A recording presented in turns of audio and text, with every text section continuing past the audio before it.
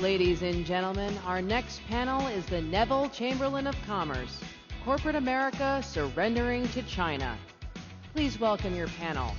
From the Heritage Foundation, James Carafano. Pennsylvania Representative, Scott Perry. From the Epoch Times, Joshua Phillip. And your moderator from the American Conservative Union Foundation Board, Gordon Chang.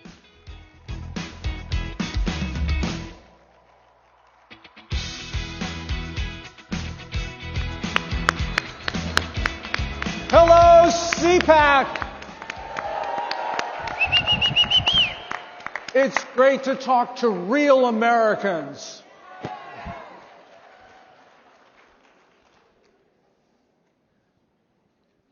American businesses are more loyal to a communist state than to the United States. So, Jim Carafano, Heritage Foundation, what the devil is going on? All right. Well, first of all, he doesn't know I'm going to do this, but we got to talk about this guy. So remember, just 10 years ago, in Washington there was this war. We had panda huggers and panda haters, right? So the panda huggers were, don't worry about China, they'll be fine, they'll grow up, they'll marry your daughter. And the panda haters were like, no, you don't understand. These guys are run by communists. They're going to eat your lunch. Well, that debate is over today. And the only people that the panda huggers are hugging are the panda haters. But this guy was the voice that was telling us 10 years ago. Yes. Come on. All right. So I got to tell you just a really quick story. So to answer your question, so during the first Gulf War, the Army ran out of these big truck tires, right? And so the company that made them, they put out this national recall for all the truck tires. So there's this good old boy in the Midwest, right? And he's got like 19 tires. So he calls up his buddy and he gets his Mack truck. He puts all the tires on the truck and he drives the truck halfway across the country to Dover, and he pulls up to the airfield and he goes up to the guy and goes, here are the tires. And the guy goes, he said, our guys need these tires. And those tires were on trucks the next day in the desert. That is what we want from our American businessmen. That spirit, right? Could you imagine Jack Dorsey doing that? Like he'd be tripping over his beard and say, I'm not touching a petroleum product. So to answer your question really quickly is we need American leaders on two critical areas. I know we're going to talk a lot about this, military and economic strategy. You know, militarily today, a lot of the capabilities that we need to build our military and to protect our infrastructure are actually made in the private sector. And in the economic space, we need leaders that are going to grow the economy, grow jobs, innovate, do prosperity. And that needs to be matched with an administration that actually has not just a military strategy, but a real economic strategy for doing China. And the one thing I think I just want to make sure we walk away from here today is that we play a role here as well, right? We as consumers, we as stockholders, and we as voters, we have to tell our American leaders, whether they're in Washington or they're in a corporate boardroom, that we expect them to stand up for America. Yes. Congressman, Jim Lemon, who's a sponsor of CPAC, DEPCON Power, he makes solar power farms. And yesterday he told me that he scours the earth to buy products that are not made from China. You're in Congress. What can you do to help him? Or maybe I should say, what should we do anything to help him? Well, sure. The first thing that we should do as leaders, as elected officials, as people that are blazing the trail and showing the way, is to do no harm. So number one, you look at the Biden administration, look at the top of the Biden administration, from the Secretary of State, my goodness, look at the president and his son. All right? The first thing is to not be out supporting the communists that are harvesting organs, that are putting people in concentration camps, and that are destroying America and the free world. That's number one. That's easy, right? Not hard to figure that out. You know, while you're talking about that, you've sponsored a bill in Congress to designate the Communist Party as a transnational criminal organization. Now, I hope you get that through, and if you do, the question is going to be, how can American business, how can American universities, how can any American deal with communist China when it is a transnational criminal organization? Well, first of all, is to acknowledge what the situation is. I mean, what we have to do is make a distinction between the people of China that are yearning to breathe free, just like everybody else on the planet, and the Communist Chinese Party, which is a thugocracy. It is a government of thugs. It is a criminal enterprise. And why would we deal with any other criminal enterprise in the United States or elsewhere? We wouldn't do that here. Why do we accept it there? Those 2 billion people, that market. Let me tell you, ladies and gentlemen, it's all going to go away. Right? The American businessmen, the Chamber of Commerce, they all think that they're going to get a portion of that market, and China pulls them in. And they make the investment. And then they're caught. Then they got the hook in. And then when they try and pull back out, or they try and get the return on the investment, the Chinese government, right? Because all these businesses are state-sponsored entities, they make sure that the technology doesn't leave, and then the market doesn't leave. And then look at General Electric is a prime example. I mean, they invested billions and billions of dollars. Where are they now? China has subsumed this organization and this product line. They have to see it, and government needs to help. Government needs to help because the playing field's not level, but the playing field needs to be level, and businesses are only going to go where they see the rest of government forcing them to go. And there's a feeling that China's on the rise and that the United States is headed the other direction. Barack Obama helped with that.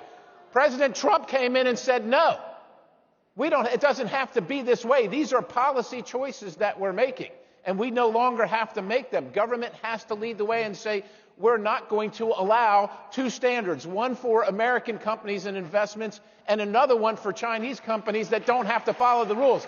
That's a minimum standard that has to happen. Yeah. Josh Phillips, Epoch Times. I heard Jim Carafano talk about consumer choices. I asked Twitter, what do they wanted to hear from this panel?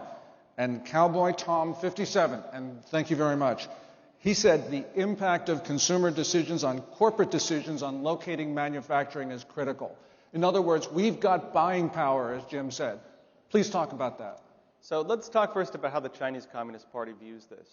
If we were to talk about the most basic concept of communism, and this is the Chinese Communist Party, what is it? Seize the means of production. Who controls the world's factories? Who controls the world's natural resources? Who is taking over countries through critical infrastructure? Who is subverting their political structures? Who is working to take over the grassroots of these countries through things like the United Front Work Department? If the Chinese Communist Party does not already control it, they are trying to control it. And when businesses want to work with China, they have 2 choices. Either they're going to face Chinese state-run companies that they cannot compete with because they get state money and they could bid under costs, or they sell their values out to the Chinese Communist Party and work with them. And unless this is stopped, unless politics comes in and says you cannot work with Chinese companies that have any ties to Chinese government finance or to the Chinese military, which is almost all of them, then you can't work with us. Because there's no possible way that you can have a communist country using these types of policies with these types of publicly stated agendas, working with free countries, and have them not take over. So, as the congressman said, the Communist Party is a transnational criminal organization. It's the mafia, but much worse. So really what we're saying is that all of us really cannot buy Chinese products. We can go to a Walmart and say, look, we're not taking this crap, right?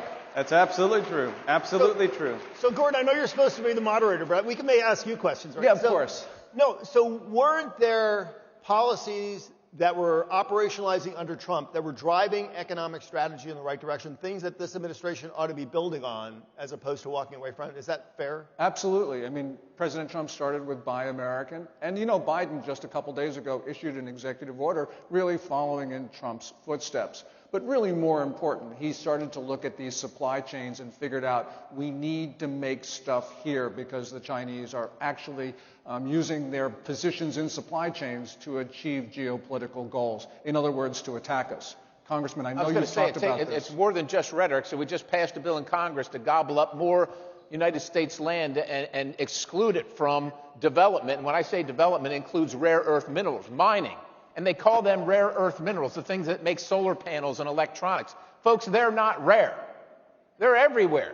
We just don't get them in the United States of America because China uses organizations like the Natural Resources Defense Council. They use American organizations, they fund them, who then propagandize to you and propagandize to your legislators, who then pass that kind of legislation, which doesn't allow America or American companies to get the things that we need. We're literally outsourcing the production of the rope that we're going to buy from the executioners that are going to hang us, and the executioners plan to be China. Yes, and another person out of the Twitterverse, USA Jennifer A. at Wisdom4Y, asks, how do we decouple from China?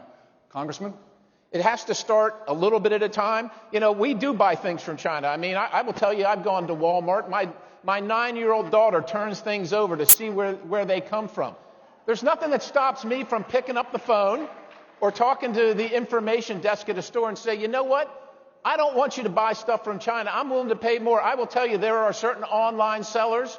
Some begin with A. I'll look at the products on there, but if I can find somebody else within there that sells the same thing, it might be $2 or $3 more, I'm paying for it. I'm going to go ahead and do that because it's got to stand up. So it takes us saying, we don't want to buy this cheap garbage that imperils our country. So Josh, continuing along these lines, we got a woman named Mahala Bala Bandri. She wants to talk about the destruction of American industry and goods in China made by slave labor. So let's be clear about something. There's a difference between the Chinese Communist Party and the Chinese people. The Chinese Communist Party is the greatest abuser of the Chinese people in history. Just under Mao Zedong, 50 million people to 70 million people killed, depending on which estimates you go by. During the Cultural Revolution, destroyed their historical relics, temples, religion, you name it. They destroyed what they called the four olds: old religion, old belief, old culture. Everything the Chinese people were, the Chinese Communist Party has tried to destroy. And when it says that it uplifted the Chinese people, it put restrictions on the Chinese people. And when it took off those restrictions and they were able to succeed like some of the rest of the world to an extent, they took credit for it. That's like holding someone's head underwater and lifting them up and telling them you saved them from drowning. That is what the Chinese Communist Party has done to the Chinese people. We are almost out of time. Jim, run. Yeah, just to follow.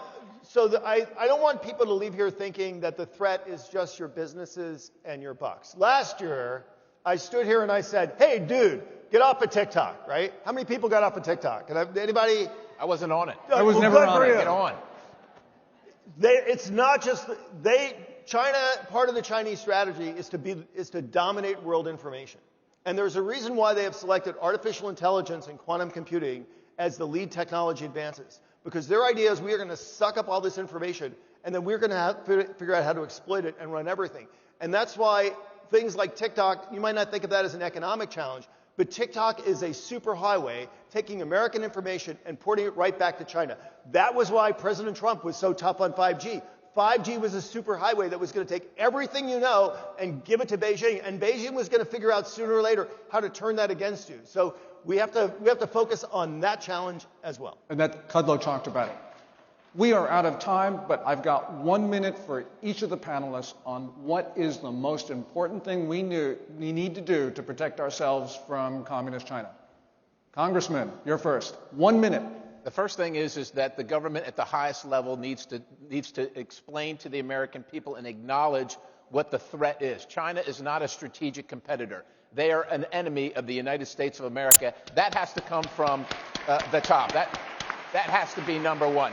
Number two, we need reciprocity and the same standards for China as we do for America. So you got one Apple factory that makes the phone, 230,000 employees in one factory. Now, the reason that doesn't happen in the United States is because we have standards. We're going to abide by our standards, but we ought to say to Apple, if we're paying $1,000 for a phone and you're making the difference from slave labor to the cost of that phone, you must make sure that you treat those workers in China the same way, or we're no longer going to let you sell these phones in the United States of America. And that's how it has to be, Gordon. Well, before we leave, I'm just going to say we've got a number of questions from Twitter about Chinese buying farmland. We don't have time to talk about it today, but we've got to start thinking about it. Josh, 1 minute. We need to recognize the Chinese Communist Party for what it is, which is an abusive, genocidal regime that has in its publicly stated goals what they call unrestricted warfare. tactics designed to undermine every single country, whittle them away from inside, and take them down. And every single member of government, every single business leader, every single media organization, every single think tank that has people who have been subverted by the Chinese Communist Party's United Front Work Department or its related organizations needs to be held accountable, pointed out, and everything they do supporting these ties to the CCP needs to be exposed. You're going to be the number one witness when the congressman holds his hearing on his bill about designating them a transnational criminal organization.